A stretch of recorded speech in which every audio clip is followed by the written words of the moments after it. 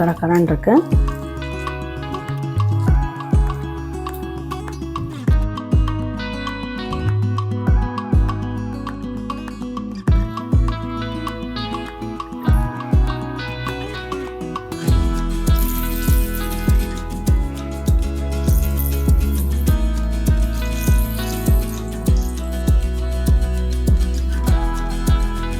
இதெல்லாம் நல்லா வெந்துருச்சு.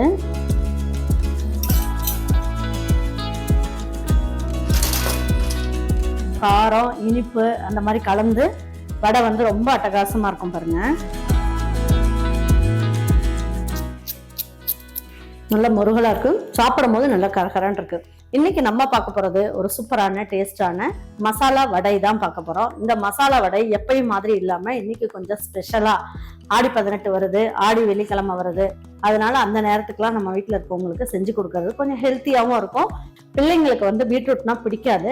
அந்த வடையில செஞ்சு கொடுக்கும் போது எல்லாம் விரும்பி சாப்பிடுவாங்க. அந்த வடை நல்லா மொறுமொறுன்னு எப்படி செய்யலாம் அப்படிங்கிறத இன்னைக்கு போய் வீடியோல நம்ம பார்க்க போறோம். நம்ம ஈரோடு அம்மாச்சி மசாலா வகைகள் எல்லாமே ஃபர்ஸ்ட் குவாலிட்டி இன்கிரீடியன்ட்ஸ் தான் பயன்படுத்துகிறோம்.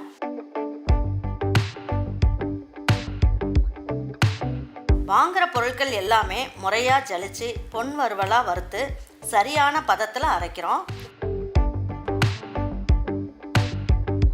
அரைச்ச மசாலாவை நல்லா ஆற வச்சு மறுபடியும் ஜலிச்சு சரியான அளவில் பேக் பண்ணி உங்கள் வீட்டுக்கே சேஃப் அண்ட் செக்யூர்டாக டெலிவரி பண்ணுறோம்.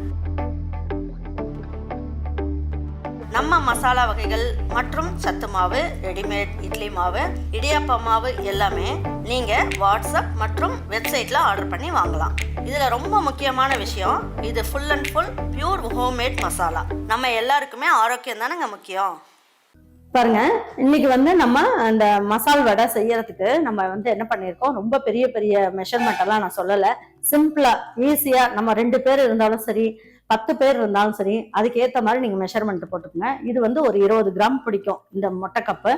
இந்த சட்னி கப்புன்னு சொல்லுவாங்க. இந்த சட்னி கப்ல 1 கப் அளவுக்கு உளுந்து எடுத்துக்குங்க. இதே கப்ல 1.5 கப் அளவுக்கு கடலைப்பருப்பு எடுத்துக்குங்க. இந்த கப்புலயே 2 கப்பு வடைப்பருப்புன்னு இருக்கும். கடலைப்பருப்பு மாதிரியே இருக்கும், அது கொஞ்சம் பெருசா இருக்கும், கொஞ்சம் பழுப்பு கலர்ல இருக்கும். அது வடைப்பருப்புங்கிறது. அதை போட்டு செய்யும்போது ரொம்ப நல்ல டேஸ்டா இருக்கும். அது 2 கப் எடுத்துக்கோங்க. இதுதான் நம்ம பருப்பு ஊற வைக்கிறதுக்கு மெஷர்மெண்ட். இதை வந்து நான் என்ன பண்ணியிருக்கேன், இங்க பாருங்க உளுந்தம்பருப்பு வந்து இந்த கப்புலயே 1 கப் அளவுக்கு எடுக்கிறேன். 1 கப்பு. இது வந்து கடலைப்பருப்புங்கிறது பாருங்க எப்படி இருக்குன்ட்டு.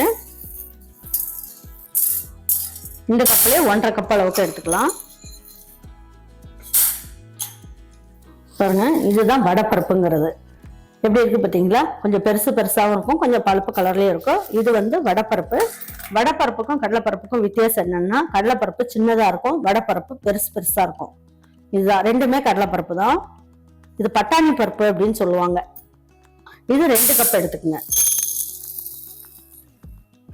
2 கப். இது எல்லாமே தனித்தனியா கழுவிட்டு தனித்தனியா ஊற வச்சுக்கோங்க. ஒன்னா போட்டு ஊற வைக்கலாம். உங்களுக்கு மெஷர்மெண்ட் காட்டுறதுக்காக நான் தனித்தனியா எடுத்து வச்சிருக்கேன். இப்ப பாருங்க, இது எல்லாமே நல்லா ஊறிடுச்சு. ஊறினோன்னு எவ்வளவு பெருசா இருக்கு பாருங்க. இது உளுந்தம்பருப்பு. இது எல்லாமே ஒன்னா போட்டு அரைச்சிடலாம். இந்த பருப்பு எல்லாமே உங்களுக்கு ஒரு 1.5 மணி நேரம் ஊறினா போதும். ஏன்னா சீக்கிரமா கடலைப்பருப்பு உளுந்தம்பருப்பு எல்லாமே சீக்கிரமா ஊறிடும். 1 மணி நேரத்துல இருந்து 1.5 மணி நேரத்துக்குள்ள ஊறினா போதும். இப்போ இதுக்கு வந்து நான் காஷ்மீரி சில்லி போடுறேன். அப்ப கலர் வந்து நல்லா இருக்கும். ஒரே ஒரு காஷ்மீரி சில்லியை 2ஆ பிரிச்சு போட்டுக்கலாம்.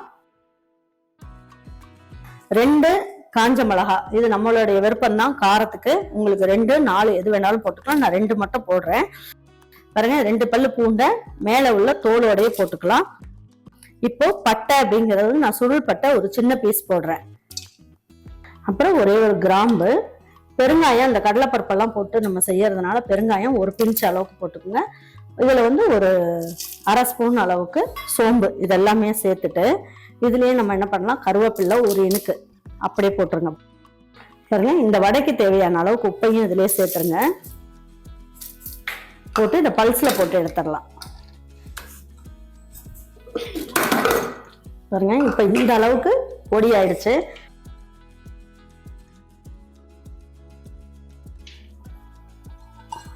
போட்டீங்கன்னா தண்ணி வந்து வடிஞ்சிரும். அப்புறம் எடுத்து அப்படியே அரைக்கிறதுக்கு போட்டுக்கலாம். இல்லைன்னா தண்ணி நிறைய ஆயிரும். அதுக்காக கடலைப்பருப்பு,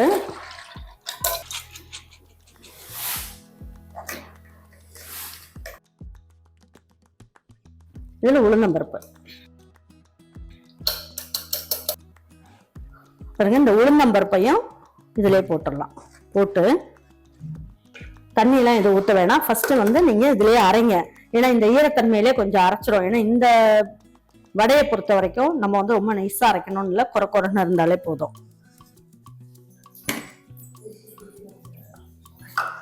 பாருங்க, வடை மாவுக்கு நான் சுத்தமாக வந்து தண்ணியே எதுவுமே சேர்க்கலை. தண்ணியே சேர்க்காம தான் நம்ம அரைச்சிருக்கோம். அதனால தான் வடிகட்டிட்டு போட சொன்னேன். ஒரு சில நேரம் என்ன ஆகும், நம்ம வடிகட்டாம போட்டோம் அப்படின்னா தண்ணி நிறைய ஆயிரும். அள்ளி போடும் போது தண்ணியோட சேர்த்து நிறைய வந்துடும். இப்போ நம்ம என்ன பண்ணலாம், இதில் வெங்காயம், சின்ன வெங்காயம் ஒரு பாதி அளவுக்கும், பெரிய வெங்காயம் பாதி அளவுக்கும். பாருங்க, இது பெரிய வெங்காயம், ஒரே ஒரு வெங்காயம் எல்லாம் பொடியாக கட் பண்ணி போட்டுக்குங்க. இதுலேயே கருவேப்பிலை, இதுலேயே கொத்தமல்லி இலை. எந்த அளவுக்கு கொத்தமல்லி இலையெல்லாம் போடுறீங்களோ அந்த அளவுக்கு நல்லாயிருக்கும். இதில் கொஞ்சம் புதினாவும் சேர்த்துக்குங்க, புதினா இலையும் சேர்த்துக்குங்க. சேர்க்கும் போது நல்ல வாசனையாக இருக்கும் இந்த மசாலா வடை.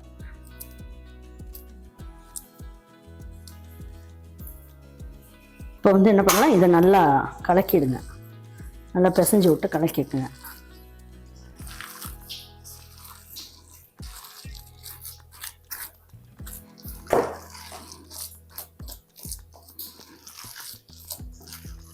பாருங்க, இப்போ எடுத்து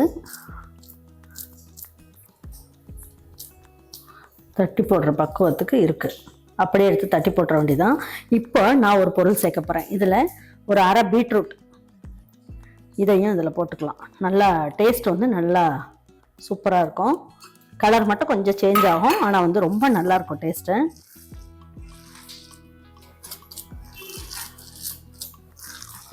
இதோட போட்டு அரைக்க வேண்டாம், துருவி போட்டுக்கோங்க. அப்போ தான் வந்து இது டேஸ்ட் வந்து நல்லாயிருக்கும். பீட்ரூட்லாம் நல்லா எண்ணெயில் பொரியும் போது நல்லா முருகலாக இன்னும் நல்லாயிருக்கும் நமக்கு. இப்போ தட்டை வச்சு மூடி வச்சுருங்க. ஒரு 5 நிமிஷம் அப்படியே இருக்கட்டும். அதுக்குள்ளே எண்ணெய் காயிற நேரம் வரைக்கும் அப்படியே இருக்கட்டும். இப்போ இந்த மாவுக்கு நம்ம எல்லாம் ஒரு 10 நிமிஷம் ஆயிடுச்சு எண்ணெய் காயறதுக்கு. இப்போது நல்லா கலந்து விட்டுக்குங்க. மறுபடியும் உங்களுக்கு எந்த சைஸ் வேணுமோ நீங்கள் அந்த சைஸ்க்கு உருட்டிக்குங்க.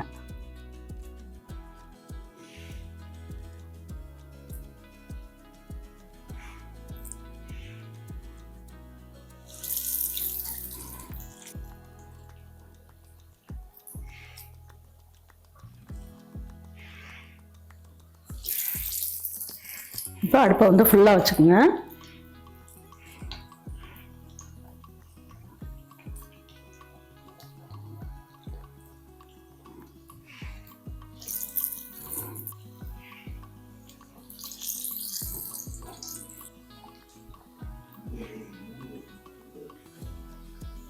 வெந்துருச்சுன்னா அப்படியே நல்லா முதந்து வந்துடும். அப்படியே நல்லா திருப்பி விட்டுக்குங்க.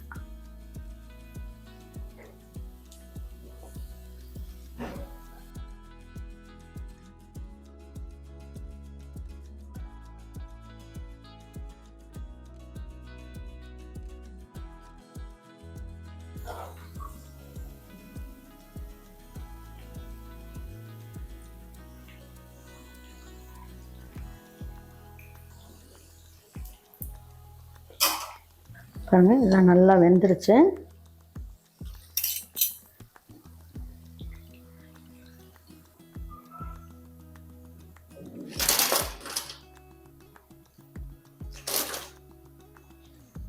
கொஞ்சம் ஸ்டவ்வை கொஞ்சம் ஸ்லோவாக வச்சுட்டு மறுபடியும் நம்ம வந்து உருட்டி விட்டு போட்டுடலாம்.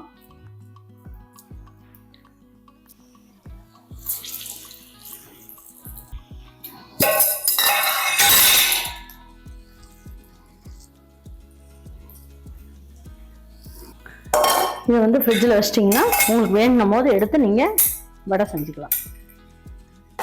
எல்லா வடையும் இப்போ சுடாமல் அப்புறமா உங்களுக்கு தேவையான போது கூட நீங்கள் சுட்டுக்கலாம். இது வந்து சாதா வடை மாதிரி இல்லாம கலர் வந்து இந்த பீட்ரூட் போட்டதுனால உங்களுக்கு கலர் கொஞ்சம் இந்த பீட்ரூட் கலரும் கலந்து வரும் உங்களுக்கு. ஆனா ரொம்ப நல்லா இருக்கும், டேஸ்ட் வந்து ரொம்ப நல்லா இருக்கும், காரம் இனிப்பு அந்த மாதிரி கலந்து வடை வந்து ரொம்ப அட்டகாசமா இருக்கும் பாருங்க. ஸ்டவ் ஆஃப் பண்ணிட்டேன்.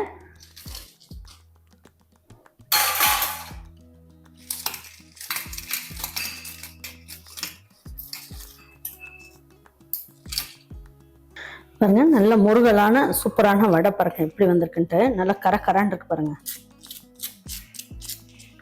கரகரான் இருக்கு.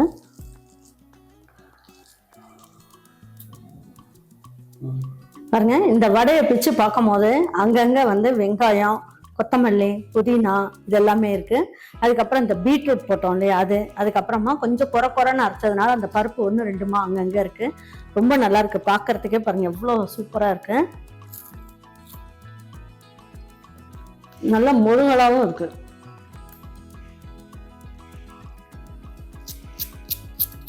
நல்ல முருகலா இருக்கு, சாப்பிடும் போது நல்லா கரகரான் இருக்கு.